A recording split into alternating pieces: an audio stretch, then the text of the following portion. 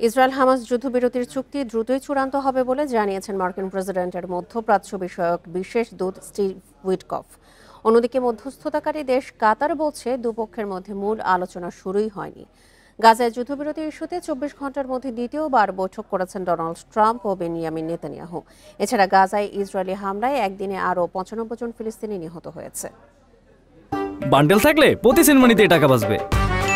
বিকাশ send money bundle কিনে জিতুন প্রতি লেনদেনে।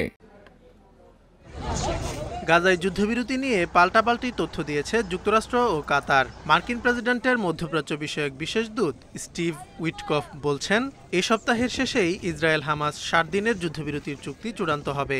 শুরুতে ইসরায়েল ও হামাসের মধ্যে ৪টি বিষয়ে দ্বিমত থাকলেও এখন তা একটিতে নেমে এসেছে বলেও জানান তিনি। অন্যদিকে ইসরায়েল ও হামাসের সাথে কাজ করা কঠিন জানিয়ে কাতারের পররাষ্ট্র মন্ত্রণালয় বলছে, দুপক্ষের মধ্যে মূল আলোচনা শুরুই হয়নি। মঙ্গলবার পরোক্ষ আলোচনার জন্য ইসরায়েল ও হামাসের প্রতিনিধিরা কাতারের দোহায় জড়ো হয়। গাজায় যুদ্ধবিরতি ইস্যুতে ২৪ ঘন্টার মধ্যে দ্বিতীয়বার বৈঠক করেছেন মার্কিন প্রেসিডেন্ট ও ইসরায়েলি প্রধানমন্ত্রী। তবে মঙ্গলবার ১ ঘন্টার বেশি সময় ধরে চলা বৈঠকে কী আলোচনা হয়েছে সে বিষয়ে বিস্তারিত জানা যায়নি।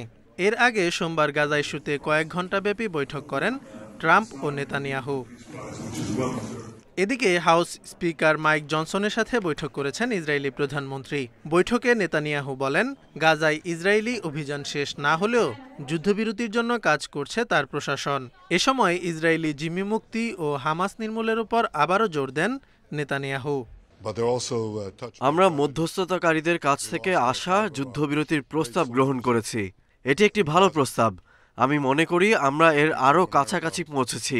গাজায় আমাদের লক্ষ্য এখনও পূরণ হয়নি, তবুও যুদ্ধবিরতি নিয়ে কাজ করছি। গাজার মধ্য ও দক্ষিণাঞ্চলে হামলা জোরদার করেছে আইডিএফ। একদিনে উপত্যকা জুড়ে প্রায় ১০০ ফিলিস্তিনিকে হত্যা করেছে ইসরায়েলি সেনারা।